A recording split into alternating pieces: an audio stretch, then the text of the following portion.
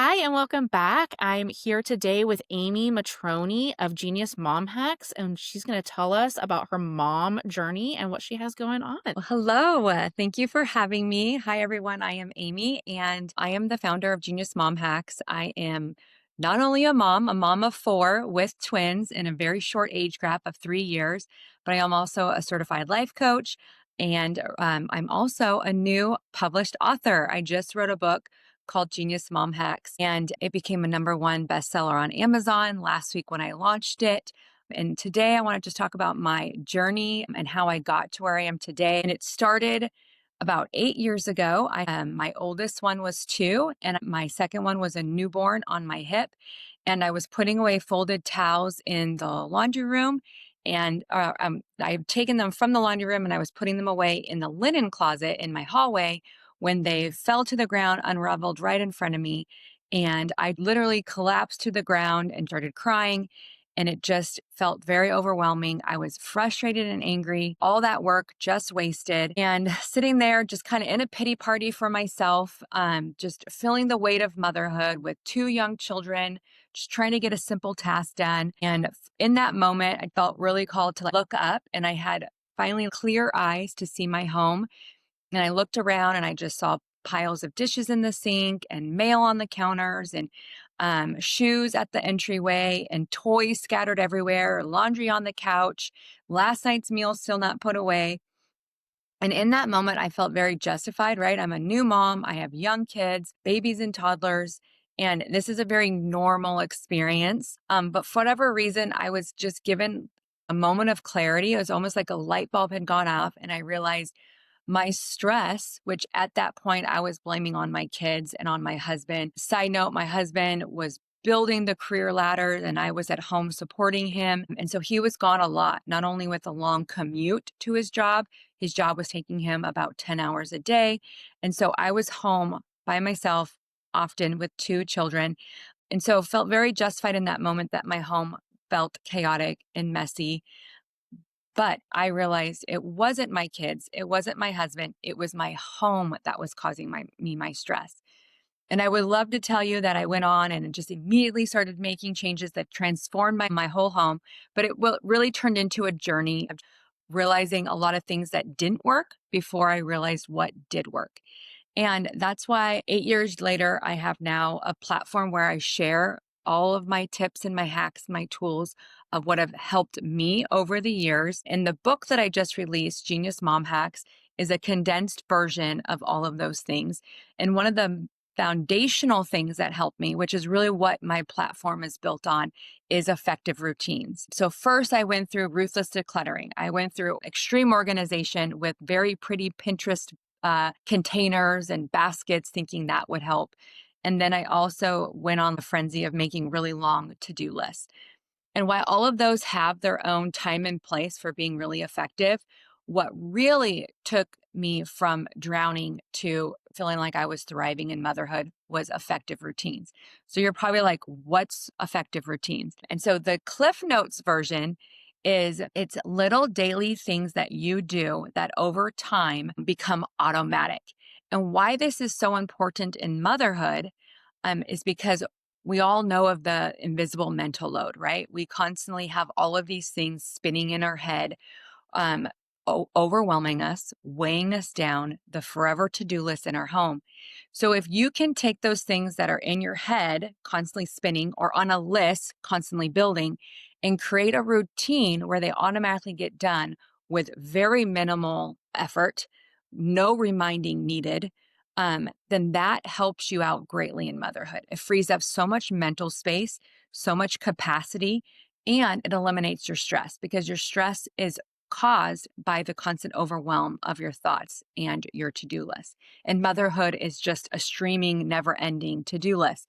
So that's why I love routines and I love getting on here on podcasts and on social media and in my book and explaining how routines work inside motherhood because it is a very specific journey that we're on when we're a mom. And so that's really what my platform is about. That's what I love to coach on. That's what I help moms do.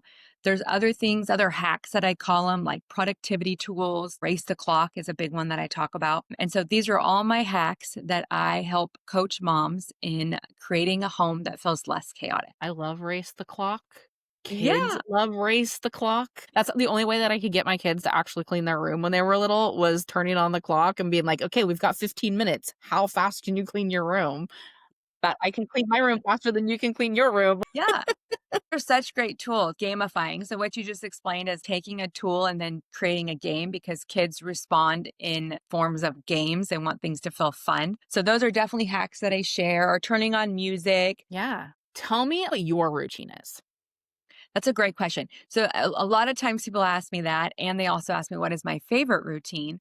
And even though it feels controversial, my favorite routine is the morning routine. And I love talking about that one and encouraging moms to really hone in on their morning routine because how you start your day directly impacts the rest of your day.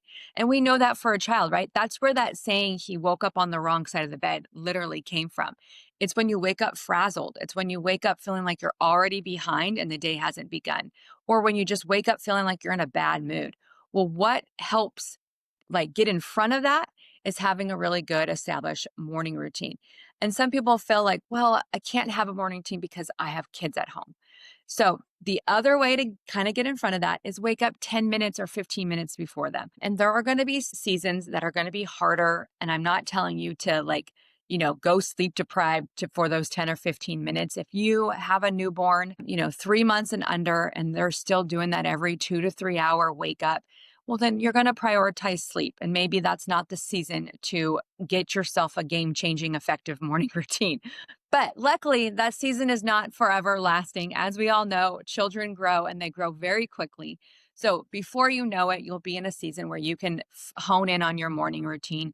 Waking up 10, 15 minutes early before your children do becomes very possible and doable. So in my morning routine, the first thing I tell all moms is to make their bed. There's been tons of research and studies shown the positive impacts it has on your mood and your actual nightly sleep and your productivity in your day by just doing the simple 2-minute task of making your bed. And then the next thing I do, this one is very personal. You can do this or not do this depending on how your morning looks. I get into my workout clothes instead of getting dressed for the day because I'm going to move my body, hopefully sooner rather than later. So I get into my workout clothes. I start one load of laundry every day. It's known as OLAD, one load a day. That's to me the only way that I've figured out in my life how to manage the endless piles of laundry. There's some other laundry hacks that I have, not only in my book, but also that I share in my guides and on my platform that just really help take away the piles of laundry. I'm not stressed by my laundry anymore because I've implemented these hacks and these tools. After I start the one load of laundry, I start my robot vacuum. I'm a big believer in a robot vacuum. It is the only way that crumbs stay off the floor in my home because I am not going to sweep and mop every single day. And oftentimes people will come over and say, "Oh my gosh, your floors look like they were just professionally clean." And I'm like, I literally ran the robot vacuum. So I do have one that I absolutely love and swear by. And I've had it for a while and it feels like a game changer in my home. And then lastly, I will empty my one load of dishes. I start my dishes every night so that I can empty them in the morning. And that's really how you can just stay on top of your kitchen. So that's just one example of an effective morning routine.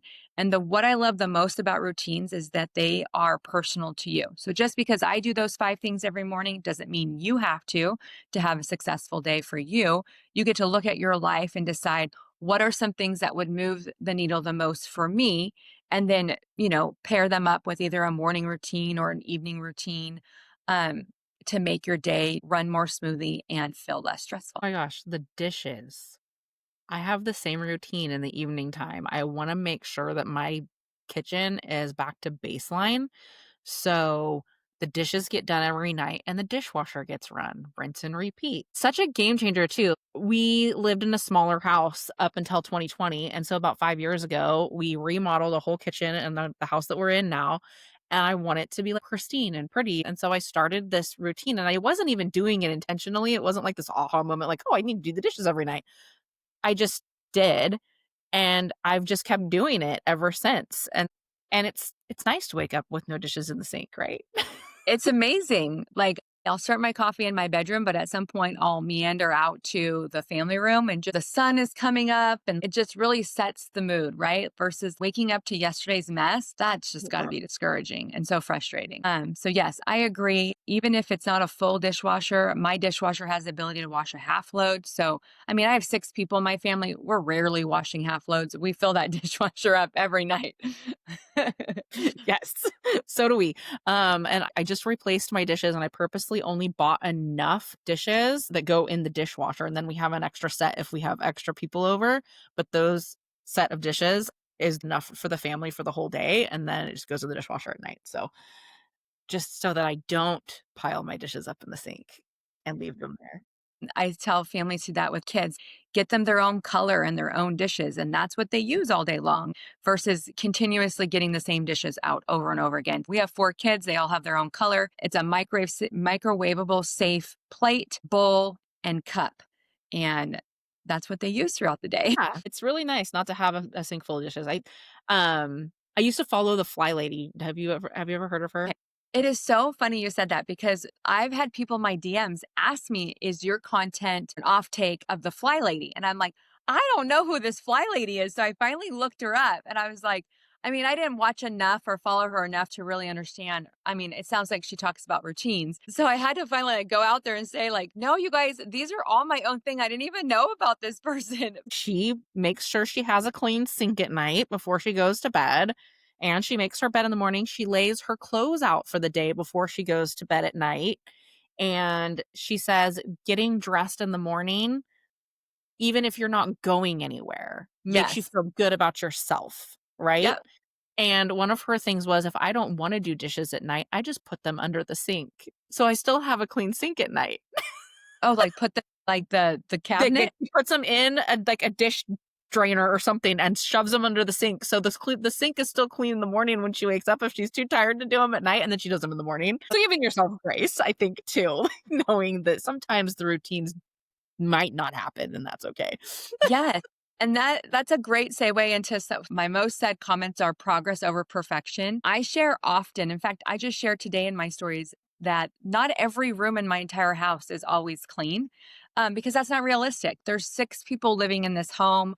We're a busy family with 4 kids who are in sports and activities, 2 working spouses. That's not the goal. If you're looking for a Pinterest worthy home, you're not going to find it in my home.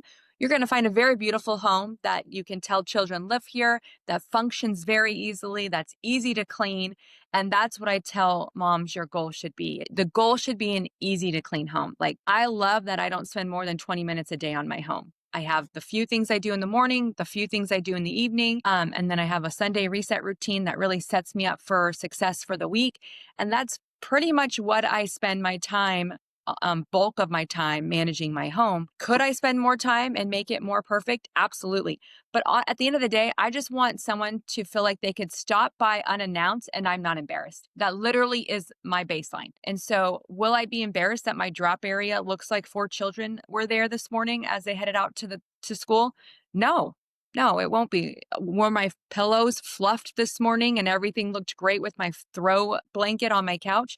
No. But if someone dropped on by, I wouldn't be embarrassed. My home would smell good. It would look clean. It would feel comfortable. It'd feel warming and inviting. I have fresh flowers that are in some vases. I have a scent little plug-in so that my house smells good. I could put a candle on real quick. No one's going to be like, oh my gosh, I don't know where to sit, or like, this is so dirty. And that's what I like to coach moms on is get a realistic baseline for yourself because you can't live in perfection when you're raising young children. No. I don't think you can live in perfection when your children are home at all, ever, even if they're teenagers, even though they do help. I will say my children do help. So I guess that's a good segue into asking the question, do you get your kids involved in the routines? Yes, and that's actually in my book. I have a whole section in my book on teamwork. I actually have a guide on teamwork. I released this guide about 6 months ago in the spring out of a request from my audience. I had my main guide, which was Genius Home Hacks. And people were really asking, like, how do I get my kids and my spouse on board? So I wrote this guide and then I included a lot of that content in my book because really what really moves the needle the furthest is when you create a teamwork home. So everyone in my home is a team player. And I talk about the analogy of a basketball team or any sports team. It really, if you have something that's bigger than yourself, which is your home, you can't expect that you're the only one managing it. So this morning, I actually talked about this in my stories. The only reason why my kitchen looked picked up is because I asked my kids when they were done with their breakfast to clear their plates and put them in the dishwasher. Otherwise, they would have just left and gone in the car, and then that mess would have been there for me. It takes 30 seconds longer for my kids who are age appropriate. Honestly, a child 2 and older is very age appropriate to do a lot of things from picking up messes to putting dishes in the dishwasher or the sink to folding and putting away some laundry. Um, Very capable. And I do talk about age responsibilities and when is the best time to get your kids involved in my book. And I really encourage to start with the laundry at age 2. It goes a long way in your home. And I would say that's a big element of why I feel like my home is so much easier to clean because when I was that mom who was on the ground with a 2-year-old and an infant and had a lot of this epiphany, I started getting my kids involved. I was like, I'm not gonna, why are your toys all over the ground? I also decluttered like 50% of their toys, which is why even though you don't need to do ruthless decluttering. I actually don't coach that method in my coaching. I do coach decluttering though. I just coach it in a way that it's regular and ongoing and every day through the lens. If you see something in your home and you're not using it, get rid of it. So you don't feel like you have to do this like all day weekend ruthless decluttering marathon that is really overwhelming and stressful. So same thing with your kids. If you find your kids not playing with something, encourage them to get rid of it, encourage them to clean up after themselves, maintain their rooms, help with the laundry. It's not going to happen overnight. Kids aren't going to volunteer for these roles. You will have to remind them. I think a lot of parents get frustrated because, like, I constantly have to remind my kids. Yeah, that's called parenting. We're going to have to do that. I wouldn't expect a child to do everything that I would want of them every single day without a reminder or a request.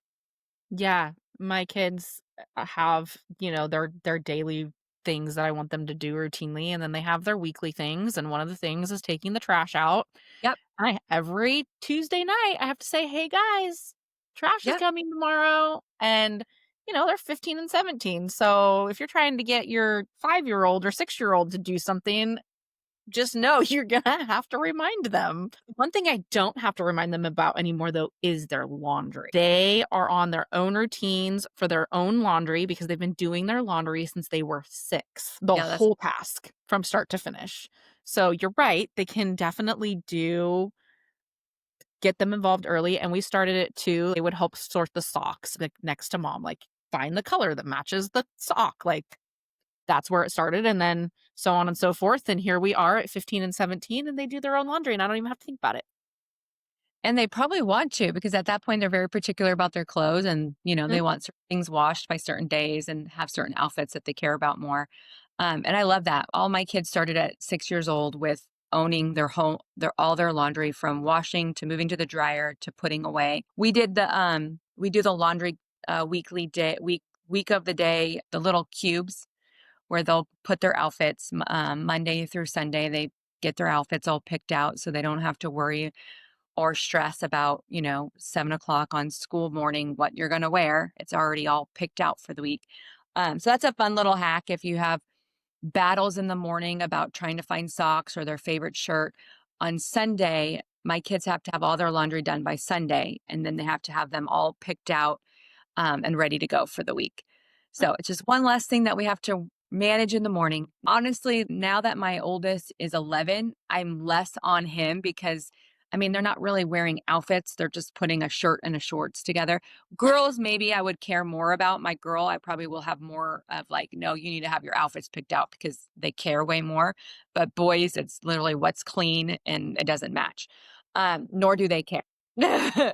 It's clean and it doesn't match, I love that. Yeah. I don't know, mine are in this weird phase where they want everything to match. My 15-year-old is, like, really into Hawaiian shirts right now for some reason, and so he wants his hat has to match his shirt, and the whole thing has to match. But he also doesn't give me a bunch of trouble in the morning. He gets up, he has a shower, he goes, gets dressed, and that's it. I don't have to worry about, but you're right. Like, I was the girl who would have her entire closet on the floor trying to find my outfit for the morning, and then I would arrive late for school. So, and I still do that as a mom. I still, like, if I have to get dressed and go out for the day, the whole closet is on the floor. Oh my god. Trying to figure out what I'm gonna wear. So I never got Dude, in that bet routine. Maybe I should start doing that. yeah, you should pick out your outfits for the week, or the fly method the night before at a minimum. And my other thought process that I coach my moms on is like make it easy for yourself. If anything feels hard in your brain, then your brain's gonna tell you not to do it because Yes. we don't like to do things that feel hard. We like to do things that feel easy. So for me, I want to move my body every day. So I make it easy. I have the clothes ready to go, make what I'm doing as a workout feel really easy. I don't make it very long. It's like a weighted vest walk in the morning. I have a route that I do that I like, that's enjoyable, that's convenient and easy. So if you're looking to add something new to your life, like a new habit or a new routine, break it down so it feels very easy and then start to add to it. Once the easy feels easier, then you can add and continue to build on that. That's the best way to have a habit stick or to create a new routine. When I got into that routine of doing the dishes and getting the dishwasher loaded and running it every night, I started to build on that and be like, okay, now I'm going to also make sure that I empty the dish drainer before I go to bed so that I don't have to put those dishes away in the morning. I want my whole kitchen to be completely clean before I go to bed now. The kids inevitably will bring all their stuff and it'll end up on this kitchen island. And for a long time, I would like just leave it there, and then I started to be like, "Well, why am I doing that? I could clean this up every night, and then tomorrow morning, I don't have to look at it." Yeah. But it started with just doing the dishes and getting the sink clean, and then built from there. So doing that is helpful. Start small and build it out. Yeah. So if someone wanted to add an evening routine, it could start with just like loading the dishwasher, and then you could add in putting away the things on the counter. For me, we eat at our dining room table. So every night the children take all of their plates and everything, clear the dining room table, take it to the sink, clean off the food, and get it ready for it to get loaded into the dishwasher and then put the perishables away. So there's like a little routine now that we do, but it only started because I started communicating that. No, I don't think they would have figured that on their own if you don't like set the tone, set the agenda, explain it, and then make sure they carry it out because it makes a big difference when your home feels picked up and not stressful and not chaotic. I get asked this a lot is why did you want to make so many changes in your home? One, I was tired feeling stressed. Two, I was really tired of having a chaotic home. But three, I grew up with both a mom and a dad, very present. And with four kids, I could spend all day managing my home if I didn't have these systems and routines in place and completely miss the upbringing of my children. But I wanted to be that mom that could go throw the football with them, could play the board game with them, had the time and capacity. You might have the time, but if you're so drained and so stressed, you don't have the capacity. So in order to have both, I really needed to get on top of my home. And I have found that to be very true. The more on top of my home I am, working less to manage it because it just feels so easy to do, the more capacity and time I have for what truly matters. And for me, in the season that I am with four young kids, it's putting all that effort and time into my children because they're going to be teenagers one day and they're not going to want that much time from you. You're going to get less of that time. And I know I'm in this sweet spot window and I don't want it to go by and then realize I missed that opportunity to be completely present with them. And also establishing that upfront, they will wanna spend time with you as teenagers. They Yeah. will, because you've created a relationship with them, and they'll also know that you're the person that's gonna show up for them, so they show up for you. I mean, I'm seeing that with my own children. We put the time in when they were young, and we were there for them, and now we're their go-tos. I had mine come home from work, and he's like, "I'm not ignoring you. I'm gonna go upstairs. I'm gonna change my clothes really quick. I'm gonna come right back down, and we're gonna sit and we're gonna talk." I love Because that. I hadn't seen his face for like 2 days because 'cause he'd been working after school, and it's getting dark, and I go to bed pretty early because I like to get up early. Aw. So, know that they Uh, do still wanna spend time with mom. You still get little glimpses of them when they're teenagers, so there is hope for you for the future for that. But they yeah, do. They spend less time as teenagers because they get busy. They have sports, and they have jobs, and they have tests, and yeah. they have studying, and their life fills up, and that's what you want for them, but you do see them a little bit less when they're older. I commend you for wanting to spend time with your children and making it all work. Yeah. Sometimes it feels like that time is in the car as I'm chauffeuring them around. That's good, valuable time. I actually Yeah. had a therapist tell me, like, a year ago, she was like, "The car time with your kids is the most magical time that you have because you have their undivided attention, and so you can ask them the questions and they will answer them." Whereas maybe Yeah. when they come home from school, they're not gonna do that, but there's this magical time that happens in the car before school and after school, and it's undivided attention. So, yeah, I try to make it a positive thing, not a negative thing. Yeah. Yeah, I was always like, "What was good about school today?" When they'd get in the car and they'd tell me all their school stuff, everything would come out. What did we not cover? Do you have anything else you wanna add? No, I just think that if you're looking to get your home on autopilot, feel less stress in your home, this is a great place to start. And I would encourage you to do that. And it really does make a difference in the testimonies that I've seen, just not only in my own personal life, but with all the moms that I've coached. It's been fun to be able to pour into other moms and really try to change the narrative of motherhood. I feel like for so long, what was been glamorized on social media is like the winging, chaos, stressed mom all the time. And while we do have moments feeling that way, I really hope that with more of these tools and systems and content getting out there, that moms realize that there's other ways that we could be managing our homes and that it does matter and makes a difference. And in doing so, we'll change the narrative of motherhood collectively, all together. So, where can people find you? I know we've talked about the book and we've talked about your guides. So, where can they find all of this? So I'm on Genius Mom Hacks on every platform, my website, social media, all the platforms there, YouTube. And then Amazon has my book. Most people ask like where to start. Do you start with the guides? Do you start with the book? Um, I have the ability to go deeper in my guides because there's links to video and content that I can't share in a book format. But the book is a great place to start if you want to get like a high level view and go a little deep in a few areas. They're both wonderful. I just encourage moms to start. Pick a format that works well for you. Some people like to read a physical thing first. My guides are digital. Unless you print them out, you're not going to get something physical. So if you're looking for something physical, there's the book. If you're looking for something that goes really in depth and step by step hand holding, there's my guides. And I'm most available and like probably my main platform that I love the most is Instagram. So if you want to follow on any of the platforms, I have the largest following and I'm just there daily more than some of the other platforms. Awesome. Well, thank you so much for talking with me today. This has been fantastic. Congratulations on your book launch. I'm so excited. It was wonderful. Thank you so much. Thank you so much for having me. I always love catching up and also sharing my journey. So I really appreciate it. Thank you so much.